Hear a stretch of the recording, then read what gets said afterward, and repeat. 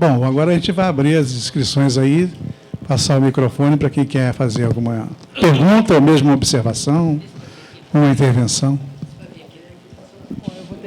Ó, um detalhe importante que nós estamos aqui com a TV Codeplan.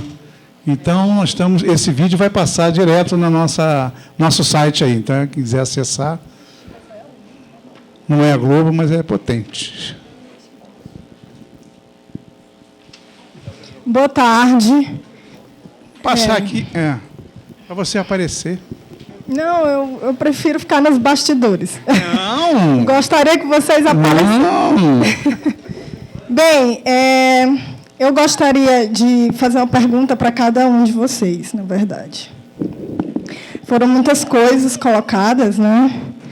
Acho que superou até as expectativas da gente, que tinha como objetivo uma explanação mais objetiva sobre as diretrizes do Codeplan. Mas, a princípio, né, a fala do Salviano, que faz todo aquele levantamento histórico sobre o que vem a ser Brasília antes da sua consolidação de fato. Ontem a gente esteve lá na Câmara dos Deputados e um arquiteto nos fez um esclarecimento também sobre o patrimônio arquitetônico de Brasília. E, na ocasião, ele nos apresentou alguns slides que mostravam os projetos que concorreram também ao Plano Piloto de Brasília, com o concurso que o JK fez. No caso, saiu o projeto vencedor do Lúcio Costa e do Oscar Niemeyer. Mas outros projetos também foram concorridos. E, na ocasião, o arquiteto defendeu que, talvez, se outros projetos tivessem sido implementados, Brasília tivesse tomado outro rumo. Eu não sei, eu gostaria de saber a opinião do Salviani, porque me parece que todos eles eram projetos relacionados ao plano piloto, e, portanto, nenhum deles contemplava, na sua matriz, aqueles que construíram a capital, aonde me parece que até hoje eles estão excluídos desse processo. Ao professor Aldo, pela sua trajetória, talvez possa nos dar uma contribuição melhor sobre a questão da valorização urbana, porque existe uma confusão sobre como é que é deliberado as legislações urbanísticas aqui em Brasília. Se não tem uma prefeitura, acredito que essa legislação não esteja incluída dentro de um plano diretor. E como ela é votada, tem conselho popular, como é que é feito esse processo, se há uma participação dos moradores, e aí eu me refiro ao Distrito Federal como um todo. Como é que funciona, se a Glória colocou para a gente agora que existe um gabarito de 65 metros. Acredito que 65 metros gira em torno de 12 gabaritos. É isso? 12 pavimentos? 28. Quantos? 28.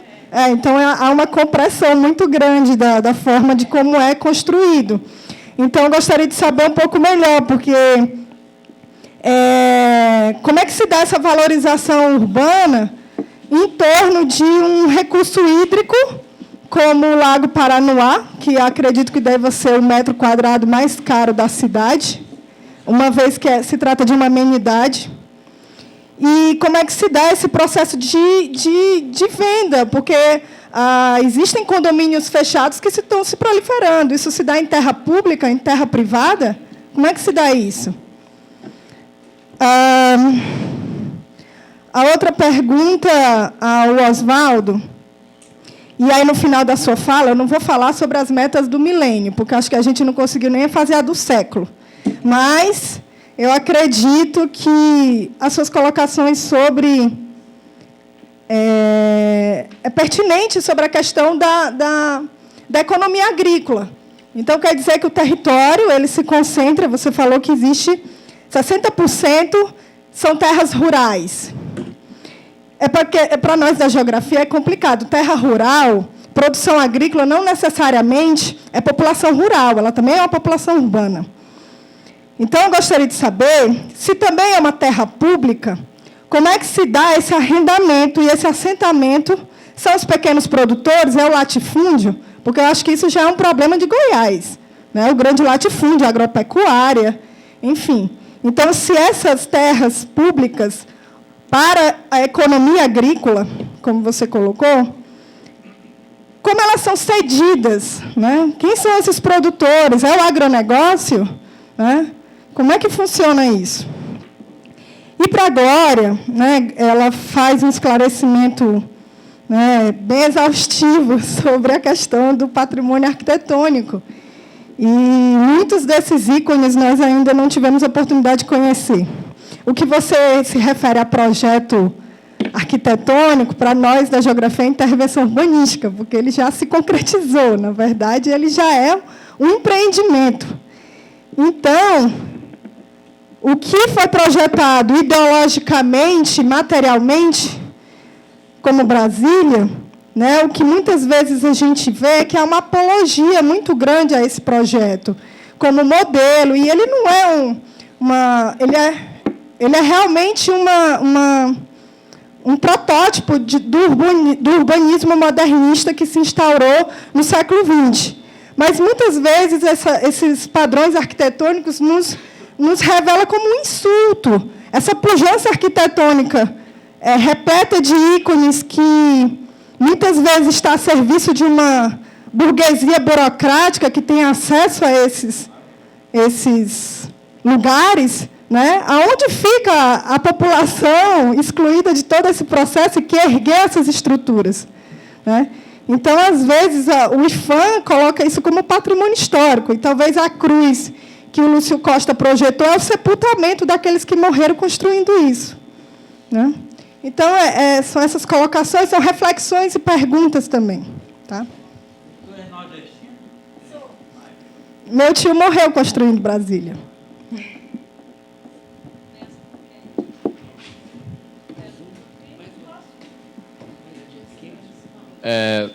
Boa tarde. Meu nome é Luiz Felipe. Só para complementar, na verdade, a questão acaba pegando um pouco um gancho. Eu queria só perguntar para o professor Paviani e para a Glória, que fizeram, acho que, esclarecimentos bem enriquecedores para a gente, porque, pelo pouco tempo que a gente passa aqui em Brasília, a vontade acho que seria de ficar mais até agora, principalmente para conhecer toda essa grande face que a gente não conhecia, mesmo estudando, tendo todas as reflexões, lendo material. Eu acho que essas palestras hoje foram bastante esclarecedoras e bem enriquecedoras para todos nós.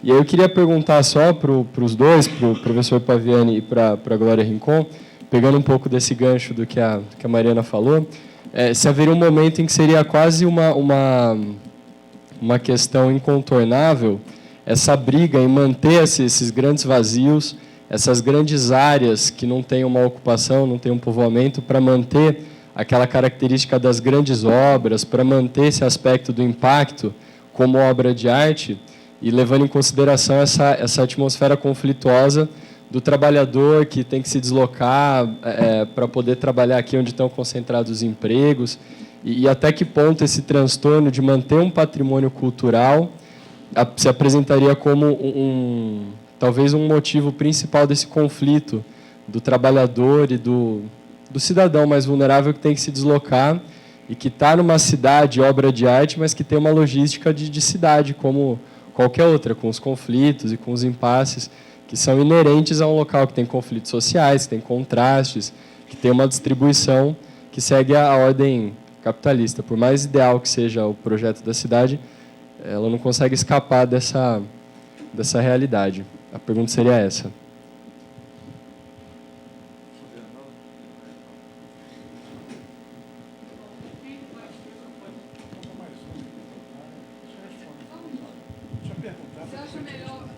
Vocês acham melhor que todas as questões sejam feitas e vocês respondem? Tá bom. Então, agora eu vou passar para o Maurício. Bom, meu nome é Maurício. Tenho duas perguntas, uma para o Oswaldo. Queria saber, a análise dos dados do observatório ela é feita de forma interdisciplinar? E para quem são apresentados os dados? E quais são as ferramentas para a aplicação da síntese das análises do observatório? porque ficou um pouco essa dúvida quanto como que se dá na prática essa questão do observatório.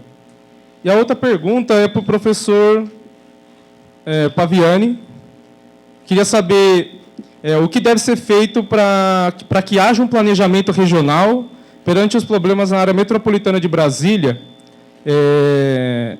e os municípios limítrofes do estado de Goiás e Minas Gerais, e de que forma o Congresso Nacional pode ou deve participar da integração nessa escala de discussão.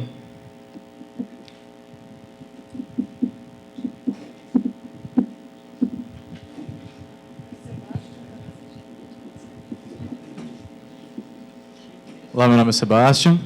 Eu tenho uma pergunta um pouquinho mais objetiva para o Oswaldo. Oswaldo, na hora que você está falando das metas do milênio, eu fiquei muito em dúvida sobre aquela meta do ensino básico universal. E aí me veio duas dúvidas.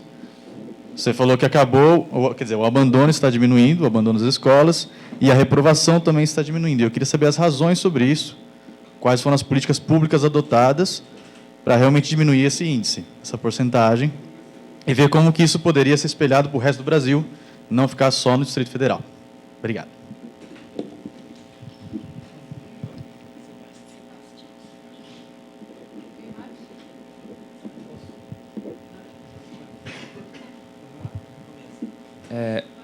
Meu nome é Valderson. A minha pergunta vai um pouco no sentido da do Maurício, que quando vocês fizeram a explanação, vocês falaram da área metropolitana de Brasília e destacaram que ela não é institucionalizada. Mas a gente tem uma entidade assim institucionalizada que é a RID, né? Região Integrada de Desenvolvimento Econômico.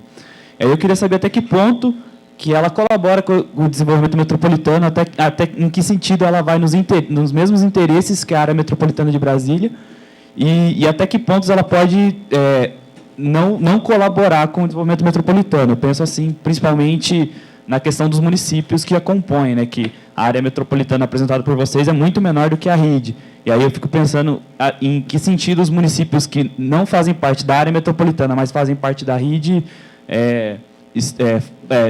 estão integrados nessa dinâmica de desenvolvimento metropolitano. E, principalmente, nas questões institucionais, né, em que a RID está avançando nesse sentido.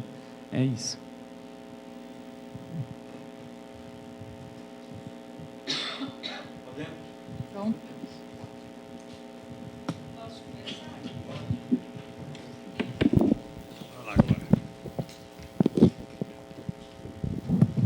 Bem, a questão da altura e com o projeto arquitetônico, realmente, nós estamos com um código de obras que precisa ser revisto. Nosso pé direito, que é esse que você mede, do piso ao teto, é 2,50, 2,40, a depender das edificações. Essas normas foram estabelecidas quando da elaboração do projeto. Então, isso a gente tem muitos projetos antigos que a gente até chamava projeto gabarito, onde estabelecia essa dimensão. Hoje nós sabemos que é um estudo que deve ser feito, porque nós temos aí tecnologias do ar-condicionado, onde, às vezes, ele é pelo piso, outra pelo teto, e há uma necessidade da gente também subir um pouco esse pé direito para dar mais conforto ambiental. E, realmente, isso é uma das características que nós precisamos ser estudados. Outro ponto é o conflito das obras de artes. Olha, há uma questão clara que precisa ser entendido por todos. O projeto urbanístico, a cidade, foi projetada pelo Lúcio Costa. E Lúcio Costa estabeleceu os princípios da cidade. O Oscar Niemeyer foi convidado pelo Juscelino para fazer os edifícios oficiais. E uma das questões que o Oscar sempre lamentou, que ele nunca trabalhou em função para atender a classe pobre de Brasília. O candango, aquele que construiu a cidade. Quando foi planejado Brasília, essa última comissão do José Pessoa, para um cálculo de estrutura, eles estabeleceram que o plano piloto teria 500 mil habitantes. E, quando ocupado o plano piloto, teriam construído as cidades satélites. Nós vimos aí, que o nosso professor Aldo apresentou, que as cidades satélites aconteceram antes do início da ocupação do plano piloto. Então, foi uma situação que se estabeleceu para o morador, para aquele operário que chegou a Brasília, onde ele estava assentado, foi regularizando. Assim foi Núcleo Bandeirante, que na época foi chamada Cidade Livre. Livre por quê? Você podia chegar lá, assentar, e não pagaria imposto por 3 anos, que era o tempo necessário para você ocupar o espaço e se estabelecer. Então, há uma diferença aí. Realmente, Brasília é uma cidade que, pelo endereçamento, se você falar seu endereço, eu vou saber, mais ou menos, seu nível de renda. Ela se estratifica muito. É o metro quadrado, depois do Rio, e alguns lugares de São Paulo, mais caro do Brasil. Deixa eu ver, o que mais tem? Acho que são essas 2 questões que foram relacionadas a mim. Não sei se tem outra. Tem outra? Então, passo aqui para o meu companheiro.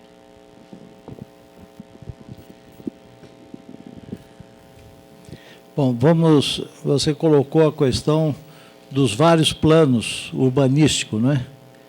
Como é que é seu nome mesmo? Mariana, não foi? Os vários planos. Bom,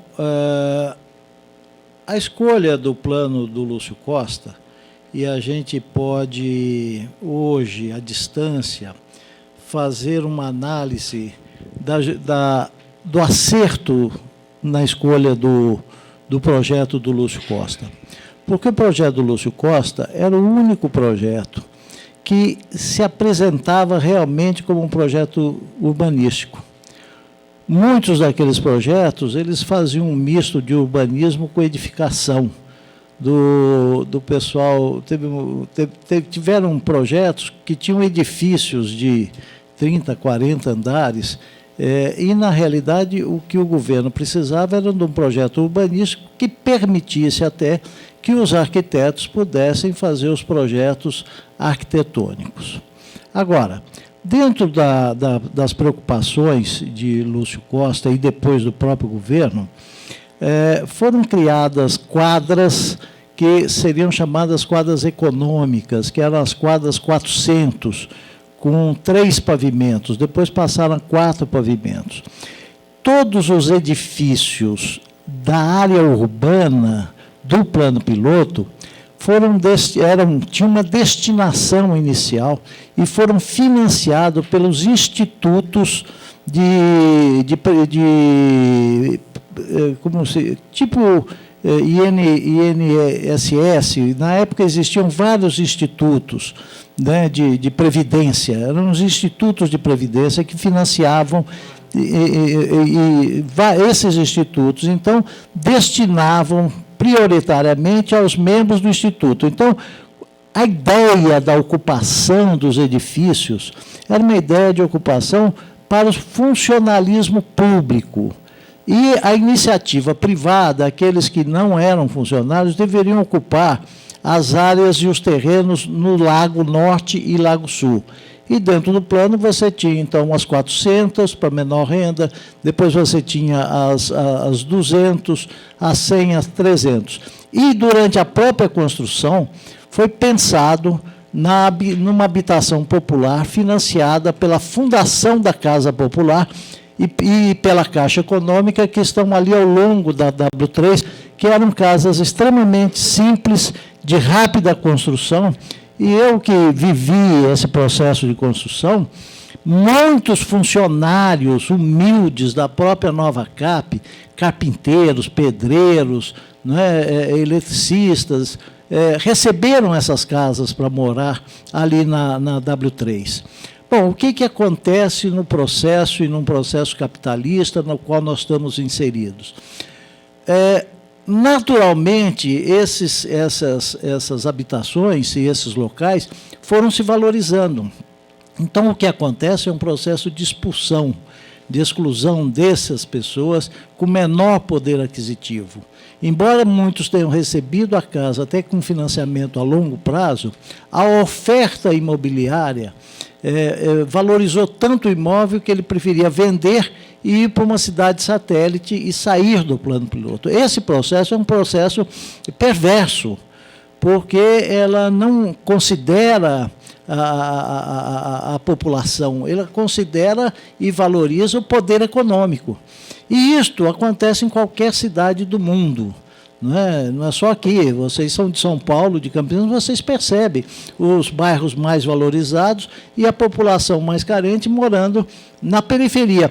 E até, muitas vezes, o contrário, como na cidade de São Paulo, em que a população de menor renda está ocupando prédios no centro da cidade, porque ali virou área de degradação mesmo. São prédios antigos, degradados, e a população acaba morando nesses edifícios. Bom, então, o que aconteceu com Brasília não difere do resto do Brasil. Talvez aqui as coisas fiquem mais evidentes, porque o plano piloto é considerado uma área nobre, e diferente de outras cidades, mas você pega Jardim Paulista, Jardim Europa, enfim, outros bairros de classe mais abastada de São Paulo.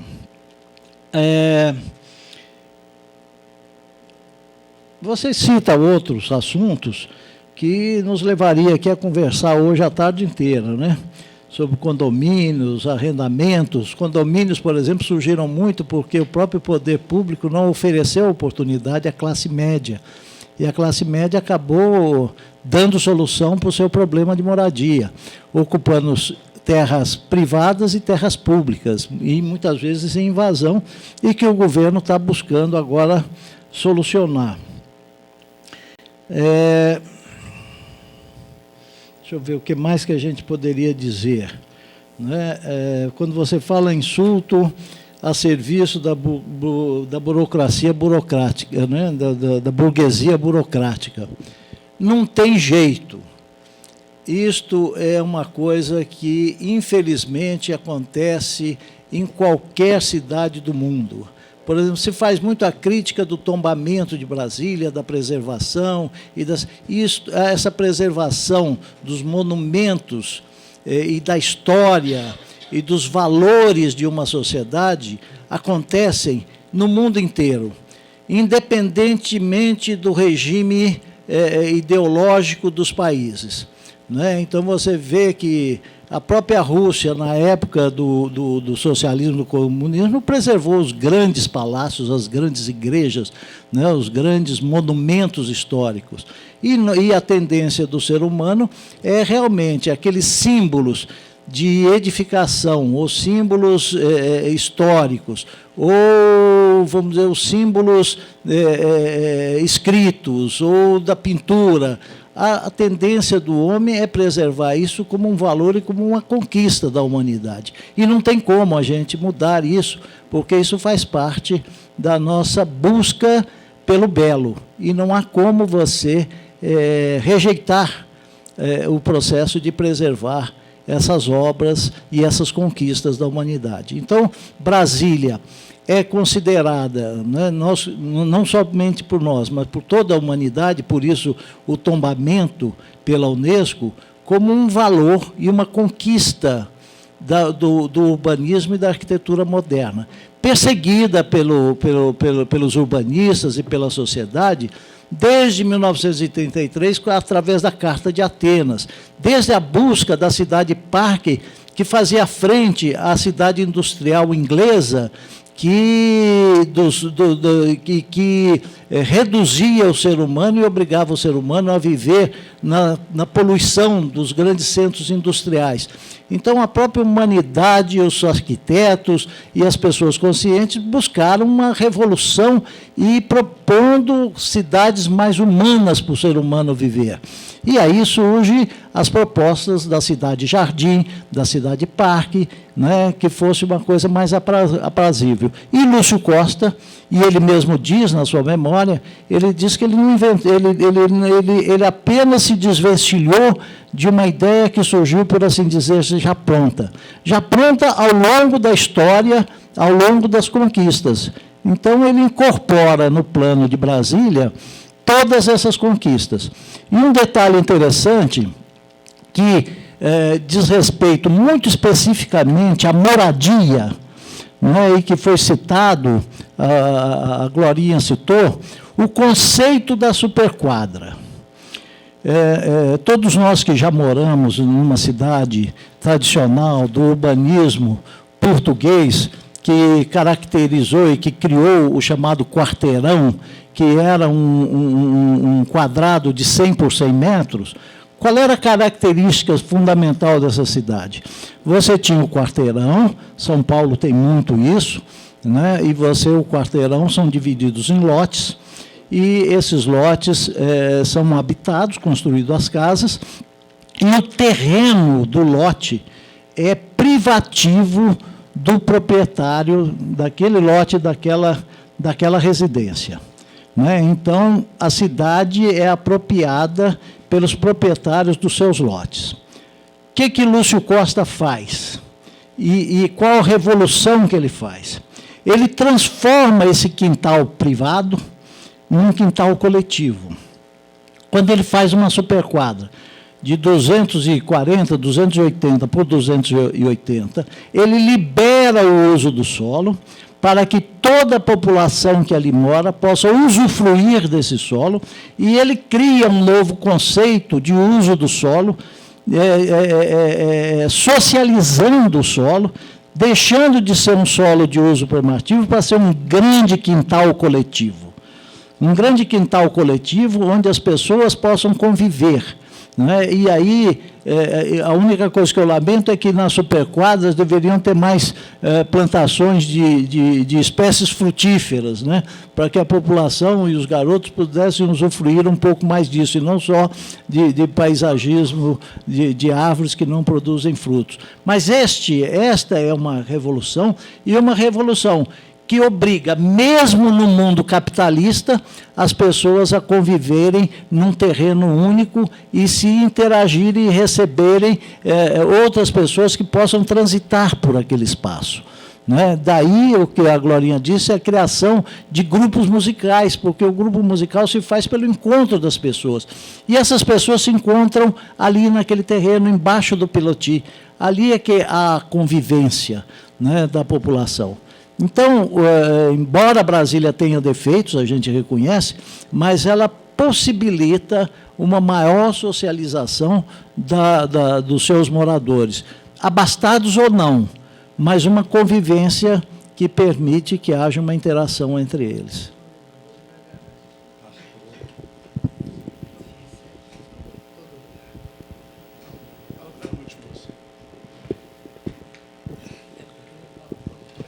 Bom, vamos começar então pela Mariana, sobre a terra. O Brasil é um país de herança colonial escravista. Né? A terra continua sendo nó. São raríssimos os países do mundo que se fala em reforma agrária. O Brasil fala ainda.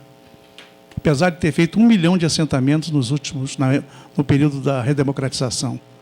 Mas a gente ainda continua falando em reforma, ainda tem movimento social do campo. E aqui em Brasília tem muitos movimentos sociais do campo. Então, veja só, a terra é o nó. Brasília nasceu com uma cidade planejada. E entre no plano planejado tem o planejamento do uso do solo rural.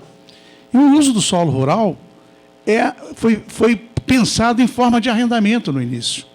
Ou seja, a terra pública, que a grande maioria das terras rurais são públicas, ela foi cedida em arrendamento para os arrendatários. E por um prazo determinado. E ele tem um plano de utilização da sua área. No nosso modo de ver, nós estamos até concluindo um estudo agora, depois a gente pode enviar para vocês um estudo sobre a questão da agricultura. Estamos fechando, é o último estudo nosso desse ano, fazendo um balanço da agricultura do Distrito Federal. Mas o que mostra para a gente já nesses estudos é que a produção agrícola de Brasília, a responsabilidade da produção agrícola de Brasília, é feita por conta da terra pública. Porque uma área rural, numa grande capital, ela vale não pelo seu valor de produção, ela vale pelo seu valor de troca, pelo seu valor de especulação no capitalismo. Então, é muito mais rentável para o proprietário do imóvel fragmentar o seu imóvel, vender na área rural, do que produzir. A lógica do capital é outra. Então, o que garante a preservação? É ser do Estado a terra. É por isso que a gente ainda é do Estado a terra e a gente está lutando para que se mantenha em poder do Estado. Então, isso é fundamental. E o sistema, então, de concessão foi para os arrendatários, que apresentavam o plano de utilização e faziam a exploração. E tinha um órgão para fiscalizar essas áreas. Depois, se começou a pensar na concessão de uso, que é um instituto jurídico mais avançado que o arrendamento, né? A concessão de uso. E agora nós estamos pensando na concessão de direito real de uso. O que os produtores reclamam? É como eles não têm um domínio da terra pleno, mas têm um domínio útil só, o que acontece? Eles não têm nenhum domínio útil ainda, só têm um domínio pleno, nenhum domínio pleno. Eles têm dificuldades em acessar crédito, por exemplo, bancário. Aí reclamam porque tem que ter o título de propriedade. Aí o que acontece? Então, o que a gente está pensando agora? Um direito real de uso, ou seja, ele não tem o domínio pleno, mas vai passar a ter o domínio útil, ou seja, ele pode passar a terra para os herdeiros. O que ele não pode é vender a terra e mudar a destinação do seu uso. Essa é a luta, porque tem grupos econômicos no federal que defendem o contrário. É a privatização da terra, a titulação definitiva da terra, e se isso fizer, é a destruição, é a última destruição de Brasília. É o pá de cal de destruição de Brasília. Porque deixa de ser uma cidade planejada até para expandir a expansão urbana, até para fazer a expansão urbana. Deixa de ser uma cidade planejada para ser uma cidade à mercê da mera especulação. E isso aí é que a gente procura combater e barrar. Então, a gente defende. Brasília, a Brasília, na verdade, é um município, né? Aqui tem Câmara de Legislativa, enfim, é uma prefeitura, só que o nome aqui é governador. E Câmara Legislativa, não é Câmara de Vereadores, é Câmara Legislativa. E deputado distrital, não é vereador. E ele tem funções de Estado e município. Então, o que acontece? No Distrito Federal, o que a gente defende, e esses projetos têm que passar na Câmara Legislativa, é que se mantenha a exploração sob concessão de uso. E a questão do latifúndio, que você se referiu, Goiás, o latifúndio é um conceito relativo. O latifúndio na Amazônia é um tamanho, o latifúndio em São Paulo é outro, o latifúndio aqui é outro. Né? Quanto mais próximo das capitais dos centros urbanos, as áreas latifundiárias são de tamanho menor. Por exemplo, do ponto de vista da legislação agrária brasileira, a grande propriedade rural, que é o latifúndio, grande propriedade, seja produtivo ou não, grande propriedade rural é acima de 15 módulos. O módulo varia conforme o município. Aqui em Brasília, o módulo é 5 hectares. Portanto, é grande propriedade aqui, 75 hectares. 75 hectares na Amazônia é minifúndio. Então, o conceito aqui é latifúndio. Então, o conceito é relativo dependendo da proximidade ou não dos centros consumidores e da potencialidade do solo também. E, nesse sentido, a desigualdade em Brasília não é muito diferente da desigualdade brasileira. Ou seja, Brasília não é uma cidade, não é aquela cidade que, às vezes, a mídia coloca, alguns articulistas do Rio e São Paulo colocam, com aquela cidade, aquela ilha. Não é ilha, não. Aqui é a cidade igual a São Paulo, igual a Rio de Janeiro, igual a todas as grandes metrópoles brasileiras, com as mesmas desigualdades, com os mesmos problemas. Alguns problemas menores pela concepção de construção da cidade do ponto de vista viário, né? Do ponto de vista do meio ambiente. Ela tem umas qualidades diferenciadas, mas ela é uma desigualdade grande. Brasília, até o ano passado, até 2011, até início de 2011, ela era a maior desigualdade do Brasil. Era o lugar onde tinha a maior desigualdade. É a maior renda per capita, mas a maior desigualdade. E a desigualdade vai para a periferia, né? Vai aumentando, quer dizer, você tem aqui nesse centro, chamado Plano Piloto, uma alta renda, e tem uma periferia de baixa renda. E na área metropolitana, os municípios, mais baixa renda ainda. Então, há uma desigualdade grande. Pela primeira vez em toda a história de pesquisa no Brasil, da Pesquisa Nacional para o Meio Ambiente, pela primeira vez caiu a desigualdade em Brasília. Aí a gente falou, vamos comemorar. Porque cair a desigualdade em Brasília era um problema. Por quê? Há uma desigualdade estrutural. É uma desigualdade igual ao Brasil, mas tem uma desigualdade estrutural. E quando no Brasil alguma desigualdade de renda cai, né, principalmente na renda assalariada, aqui crescia. E agora caiu. Por quê? Há um serviço público alto, com mais alta escolaridade, mais alta renda. E um setor privado com baixa renda. Então a desigualdade começa a ser estrutural, porque o poder de pressão do servidor público é muito maior do que o poder de pressão do setor privado aqui no Estado, porque nem a indústria tem. Então, o que acontece? A desigualdade tendia a aumentar. E a gente conseguiu reduzir essa desigualdade. Por 2 anos consecutivos, 2011 e 2012, a desigualdade caiu em Brasília. Não caiu pouco, caiu bastante. Agora, ela era muito alta, então, portanto, ela continua alta. Mas é o processo que a gente faz, por que isso? São as políticas públicas, da educação, da saúde, a política de transferência de renda, a política de assistência social, enfim, as políticas de emprego. E são as políticas públicas que funcionam. Quer dizer, o acerto das políticas públicas que faz com que a gente possa melhorar, e isso tem acontecido. Agora, na questão rural, aí vem o seguinte ponto. Não dá, numa cidade como a capital nossa, ser palco do agronegócio. Não dá. É como diz o nosso amigo parente que está aqui.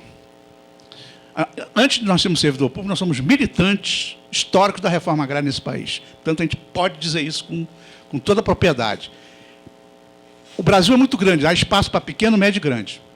É muito grande o Brasil, muito diversificado. Mas, como diz o parente, o melhor negócio é a agricultura familiar. Esse é o melhor negócio, porque esse é que produz. No Brasil, 80% dos imóveis, 80% dos estabelecimentos agropecuários são da agricultura familiar. Só detém 20% da renda. Mas é quem produz 70% dos alimentos básicos desse país. Então, o foco teria que ser esse, a mudança do foco do investimento. E em Brasília, nem isso. Apesar da terra ser pública, apesar de ser em arrendamento, em concessão de uso, aqui menos de 50% é agricultura familiar. Olha a contradição que tem. Então, a gente defende uma ampliação da agricultura familiar em Brasília, e aí, pensando mais como o professor Paulo está vendo. Não dá para pensar só no território de Brasília, que é pequeno. Tem que pensar na região geoeconômica, e nem na RID, nem na metropolitana, na região geoeconômica fazer um planejamento. Isso exige um esforço muito grande, eu acho que do governo federal, principalmente, em relação a esse assunto. Mas isso não elimina a gente buscar. Por isso que eu disse aqui, Brasília tem até um projeto aí de a gente mudar o modelo de uso de uso agrícola, para o modelo tradicional da agricultura, para o modelo da agricultura ecológica, agroecológica. É mais do que a agricultura orgânica. Mas a agroecológica, combinar a agricultura orgânica com a preservação do meio ambiente, tá certo? Ou seja, uma alimentação saudável. E isso é possível a gente fazer. O que não pode é a gente envenenar, também na capital, que tem terra pública, a gente permitir que haja envenenamento dos produtos, como acontece no Brasil com o agronegócio. Essa é uma disputa, que é uma disputa política, é uma disputa ideológica, que se faz, que evidentemente que é hegemonia, porque o agronegócio contribui para o equilíbrio da balança dos pagamentos, portanto, há um investimento grande no agronegócio para poder manter o equilíbrio nas fontes de pagamento. Mas isso traz prejuízos enormes a médio e longo prazo para a população brasileira. Porque o agronegócio, a gente está mostrando nos estudos que nós estamos fazendo, fizemos um ciclo de debates aqui, que o agronegócio começa a ser insustentável do ponto de vista de longo prazo da economia também. Não só do ponto de vista ambiental, que já é, não só do ponto de vista da saúde dos trabalhadores, mas do ponto de vista também econômico. Essa é uma discussão difícil, porque eu confesso que nós estamos em minoria nessa discussão no Brasil, mas a gente continua fazendo essa disputa, e aqui na Codeplan a gente tem uma área de agricultura, e principalmente de agricultura familiar. Quanto à questão da educação, Brasília tem um fundo constitucional, que quem foi o Sebastião, né? Tem um fundo constitucional. Tem deputados de todos os estados querendo acabar com o fundo constitucional de Brasília. E esse fundo constitucional, pagamento de professor, profissionais, médico e policiais, são pagos por esse fundo constitucional, que representa basicamente mais de 50% do orçamento do Distrito Federal, quase 60% do orçamento do Distrito Federal. Ou seja, essa é uma das razões da qualidade da educação de Brasília ser uma educação, porque o professor aqui, na média, ganha muito mais dos professores no Brasil inteiro. O piso aqui, o piso nacional que foi implantado em 2005, 2006, o piso nacional dos professores, que foi um projeto de lei, que foi aprovado, né? Esse piso para Brasília já não vale, porque a gente já ganha muito mais do que o piso. Esse é um fator importante. O outro fator importante são os equipamentos públicos. Os equipamentos públicos aqui são muito melhores que no Brasil. Eu sei porque eu sou aposentado servidor público federal, fui em vários cargos no governo federal, conheço o Brasil todo, e eu sei que os equipamentos públicos aqui, da educação, da saúde, da assistência social, todos os equipamentos são muito melhores do que os equipamentos no Brasil todo. Evidentemente, porque a capital nasceu com um grande investimento. E com um grande investimento criou os equipamentos e valorizou os servidores que vieram para cá e que continuam aqui. Então, esse eu acho que é um dos fatores, menos que o projeto pedagógico, viu? Eu acho que não é nem o projeto pedagógico, eu acho que o projeto pedagógico precisa melhorar muito, porque dependendo... Agora, no ensino fundamental, valeu. Isso está valendo, por isso que o índice de evasão é muito baixo, de abandono. Mas no ensino médio está tendo problema. No ensino médio, todos os indicadores do DF, por exemplo, de Brasília, o desempenho escolar medido pelo IDEB, vocês conhecem o IDEB, né? Todo medido pelo IDEB, em todas as etapas de ensino, o DF é maior que o Brasil em todos. Todas as etapas. Mas no ensino médio, a gente não conseguiu, está próximo da meta a ser atingida, mas não conseguimos atingir, faltou pouco para atingir a meta. Porque no ensino médio, vocês são jovens, vocês vieram do ensino médio recentemente, vocês sabem, não é atraente. Qual é a novidade? Você chega com um tablet hoje dentro da sala de aula no ensino médio e o professor não sabe o que é tablet, às vezes. O aluno chega com mais informação via internet e tal do que ele dentro da sala de aula, no quadro negro. Não dá mais no ensino. Depois dos 14, 15 anos, não dá para ficar vendo o professor fazendo aquele método antigo. Isso aí não é atraente. Além disso, lugar de a criança na escola e de adolescente também, em vez de ir para o trabalho, tem que ter uma educação integral e complementando a renda da família. Esse é um fator importante, aliás, muito mais que estamos fazendo hoje, no sentido de garantir que a criança só fique na escola, que não vá para o trabalho.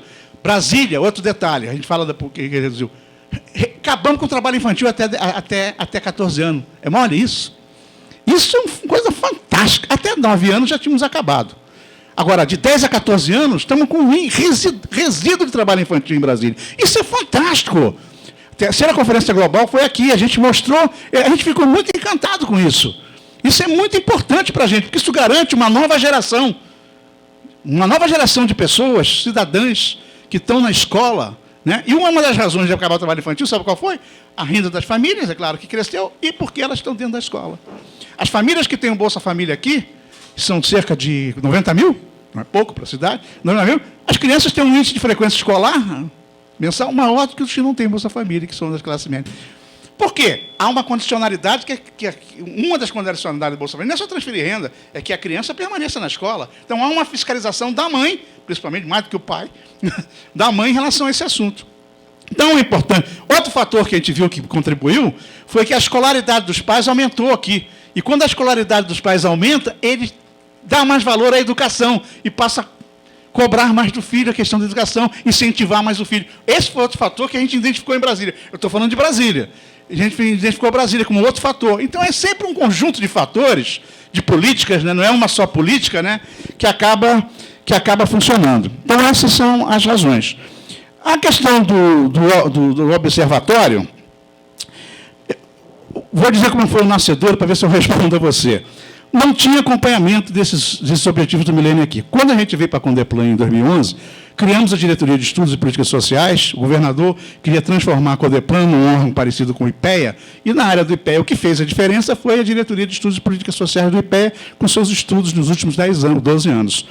Então, nós criamos a diretoria e falamos, vamos criar como?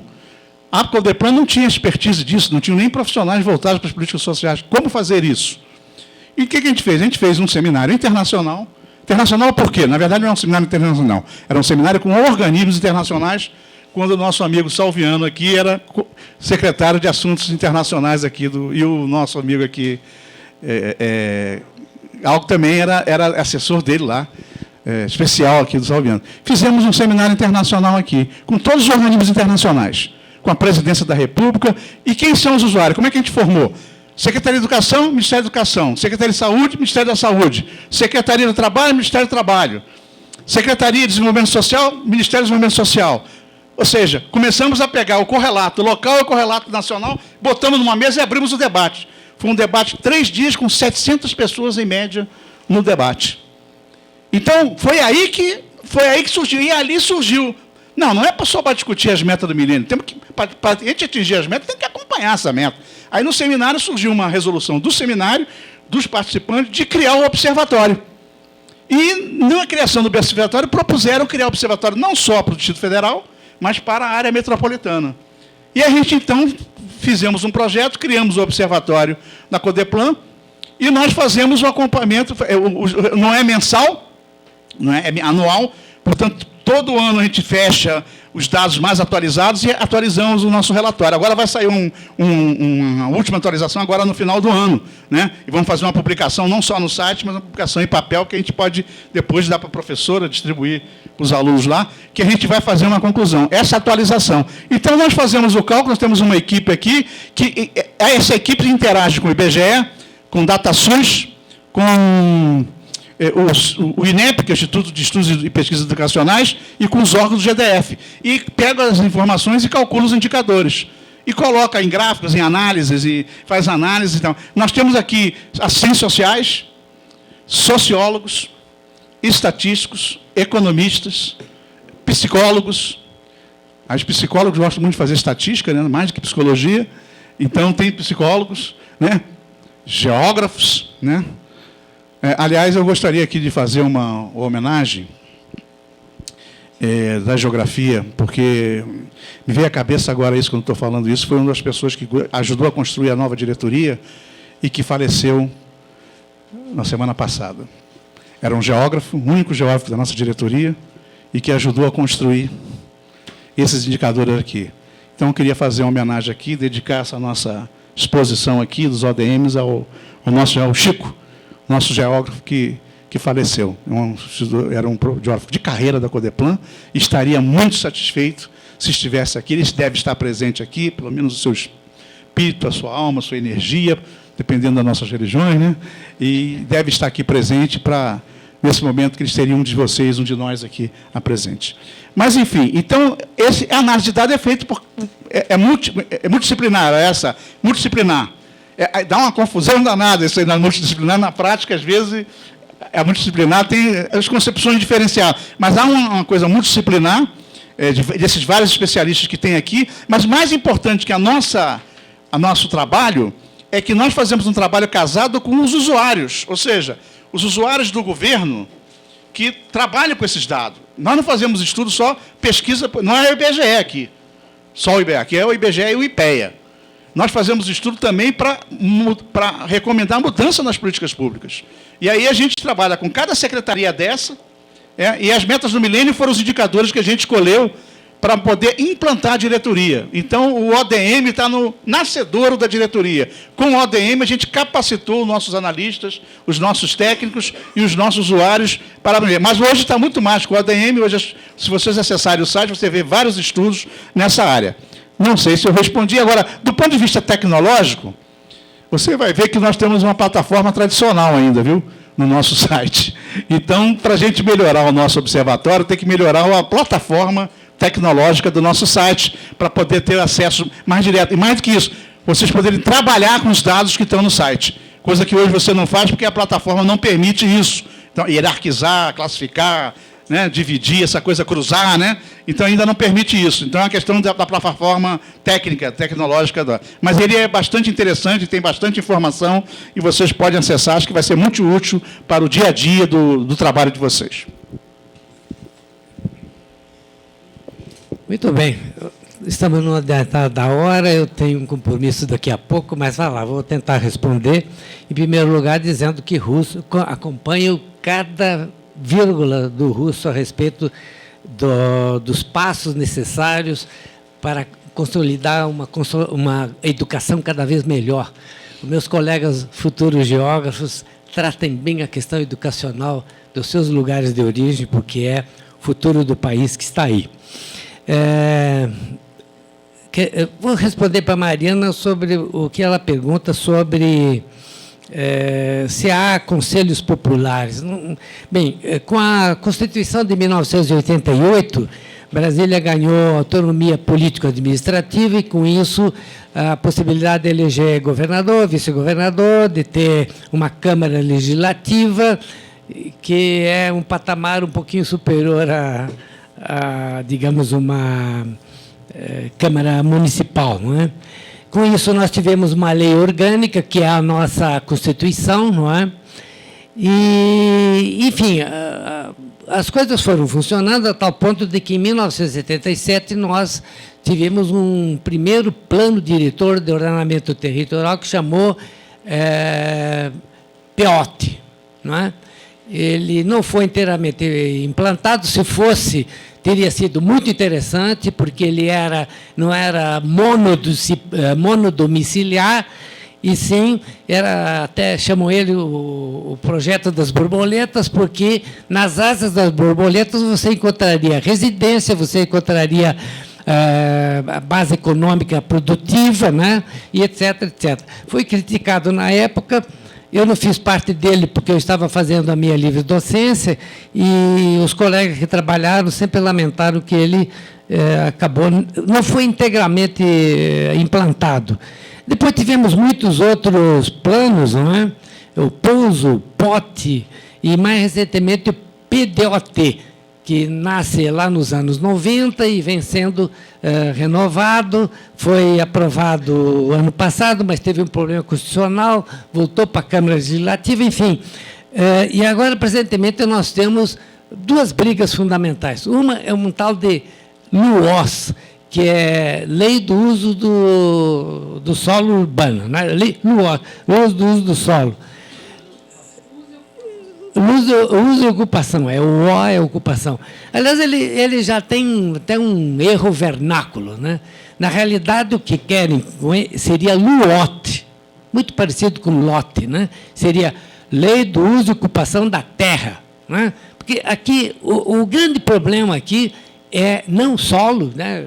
E aí é o problema do grupo que estuda agricultura, né? O parente e tal, porque aqui nós temos que trabalhar com terra, da onde vem território, de onde vem terreno, que é onde está a grande especulação. É atrás de terra. Agora mesmo queriam, logo aqui embaixo, perto do estado de Mané Garrincha, queriam lotear, ocupar um terreno da quadra chamada 901, que é um terreno grande, para colocar 8 edificações, se não me engano, a Glória me retifica, com 18 andares, totalmente diferente do gabarito estabelecido aí, não é? Então, quer dizer, e também está se tendo, viu, Mariana, um chamamento para consultas populares em torno do PPCUB, que é o Plano de Proteção do Centro Urbano de Brasília, né? Que é uma grande luta de foice para que você preserve um plano que não pode mudar ao sabor dos que querem ocupar tudo com grandes edificações, etc., no estilo de Águas Claras. Aliás, aqui não se falou, mas Águas Claras foi o único plano que eu trabalhei em 1983 que destinava um grande espaço entre o núcleo bandeirante e estrutural para fins de descentralização. Não é de hoje que eu falo da descentralização, né? Naquela época, descentralizar as atividades urbanas do plano piloto para fora do plano piloto e aproximando as atividades dos moradores das cidades satélites, né? Que foi o Águas Claras 1. Bom, foi posto na gaveta, foi retirado. Aliás, foi quem nos chamou para planejar. Nós éramos uma equipe interdisciplinar, inclusive a professora Margarida Penteado Orellana fez toda a parte geomorfológica. Nós éramos uns 12 ou 15 profissionais de diferentes áreas, arquitetos, geógrafos, etc., e que foram conduzidos pelo professor Paulo Zimbres, que era presidente da Codeplan na época, e os recursos vinham da Terra Cap. Bom, esse plano foi depois retirado da gaveta no governo Roriz, que demandou a Paulo Zimbres um outro plano. Ele fez um outro plano, estabeleceu um gabarito de 12 andares, que também ficou hibernando. De repente aparecem edifícios lá com 30 andares. Uma agressão, né? Você tem uma São Paulo, uma micro São Paulo, um verdadeiro paredão de edifícios ali, tirando, inclusive, a circulação do ar. Quando nós fizemos o Águas Claras 1, porque agora o que foi implantado é o Águas Claras 3, simplesmente a aeronáutica veio nos cobrar que tinha uma torre da rádio de aproximação dos aviões para o aeroporto Juscelino Kubitschek. E a gente teve que negociar com a aeronáutica sobre Vejam bem vocês a discrepância. O Águas Claras 1 teria edifícios de 3 pisos, né? Térreo e mais 2 para as atividades econômicas lá estabelecidas.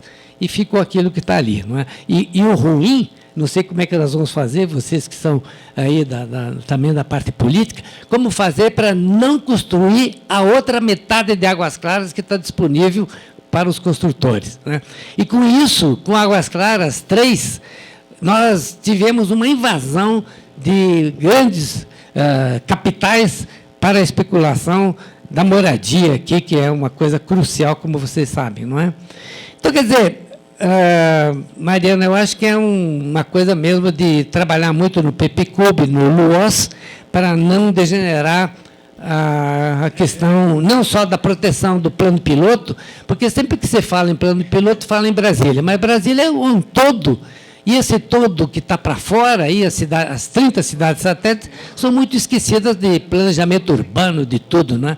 Tem equipamento, tem hospitais, tem escolas, né? Está melhorando muito as condições deles, estão melhorando, inclusive, os empregos locais, mas ainda não é objeto das preocupações que você tem com o plano piloto. Eu acho que tem que dividir um pouquinho essa preocupação. Bem, Luiz Felipe, eu vou pedir desculpa, mas geógrafo não deve falar em vazio urbano.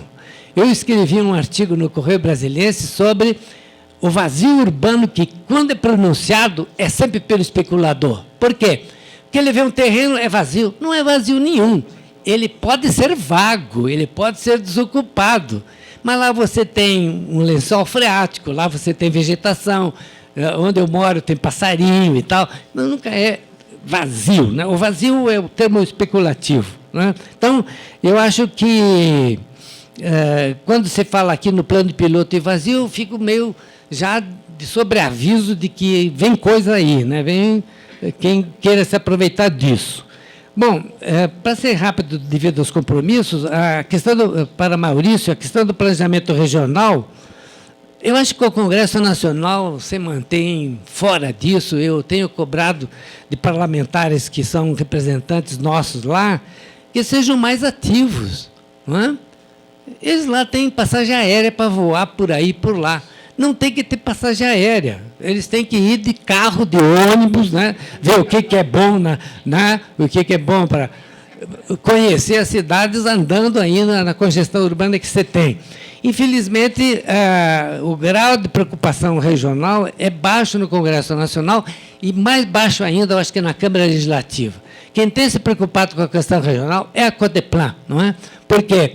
Porque aqui você pensa, como o Russo falou, primeiro, na área metropolitana, porque ela é pequena, apenas 12 municípios, e é fácil ter um investimento sem desperdício. Né? Você tem a RIDE, que são 22 municípios por enquanto, mas tem mais 3 candidatos, ou 5, né? Mais 5 candidatos a fazer parte da RIDE, por desmembramento municipal e tal.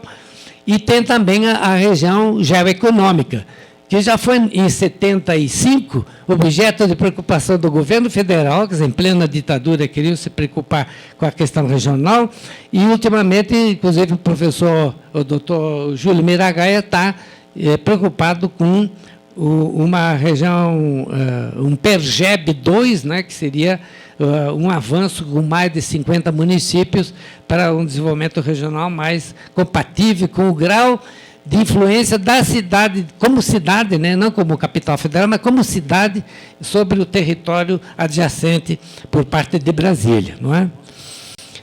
E aí vem para Valderson a questão da área metropolitana não institucionalizada.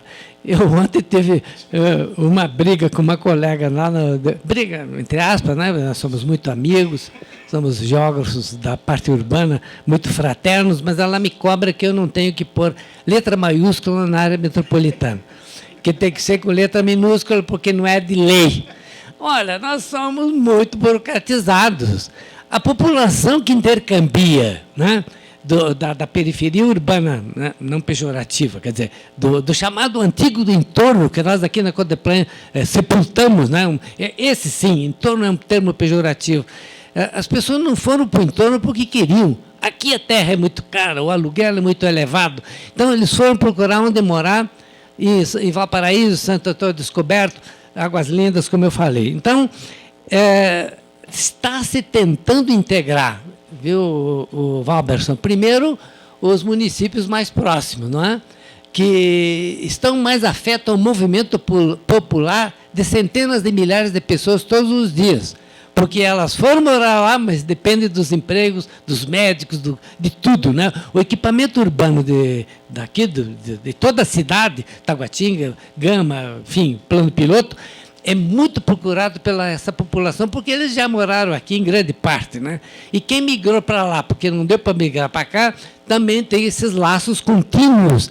Então, não é de lei, mas é de funcionalidade, né? Eu acho que vocês que são geógrafos examinem, dá até uma tese de doutorado, essa questão de ser funcional, né?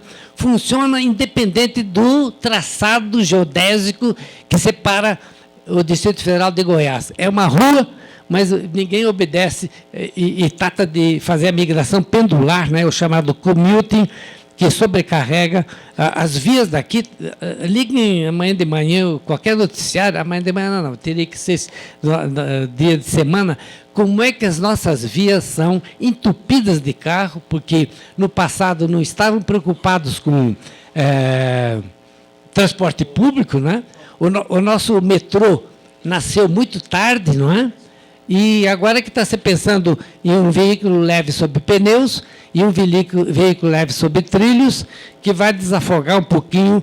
E, sim, uma renovação da frota, são sempre centenas de ônibus novos colocados pelo atual governador Queiroz, né, nas vias públicas, para substituir a sucata que existia. Nós tínhamos ônibus circulando aí, com o magnata dessa coisa, que era o Canedo, com 20 anos de uso, né? Quebrava, revoltaram a população, houve queima de ônibus, sempre tem protesto por causa dessa coisa. E é um preço que a centrifugação da população, e não dos empregos, né, da possibilidade de trabalhar, ocasiona sobre as pessoas mais empobrecidas, não é? Elas que pagam mais por ser transportada da periferia para cá, tem cansaço para ser transportado dessa maneira, não é? Enfim, Valberson, eu acho que tratar de 12 municípios é aquela história do vamos tratar do pequeno, não é? Se tivermos recurso, nós vamos entrar para o PERGEB 2, não é? É uma coisa que nós da Codeplan ainda vamos discutir.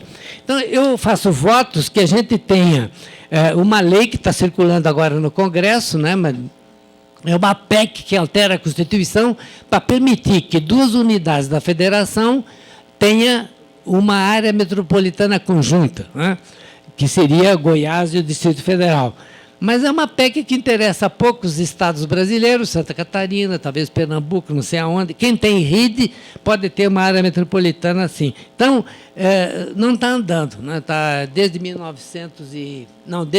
2007, 2008, que está circulando e ainda não foi aprovado. Por isso que eu acho que o Congresso Nacional está dando uma banana para a integração regional. É o que eu penso. Bom, antes de passar para o Dr. Wilson Lima para fazer o encerramento, eu queria, em nome da presidência da Codeplan, agradecer ao Dr. Júlio Miragaia, que está no evento lá em Maceió, um encontro de Instituto de Pesquisa e Estatística do Brasil todo, né? Então, tem a delegação nossa lá, então, em nome dele, em nome da Codeplan, dos nossos servidores, agradecer a presença de todos os estudantes, agradecer ao Unicamp, principalmente a nossa professora Adriana, por essa oportunidade desse diálogo, né, com vocês, e também cumprimentar aqui o nosso Wilson Lima, porque ele que foi o organizador desse evento, junto com a sua equipe aqui na Codeplan.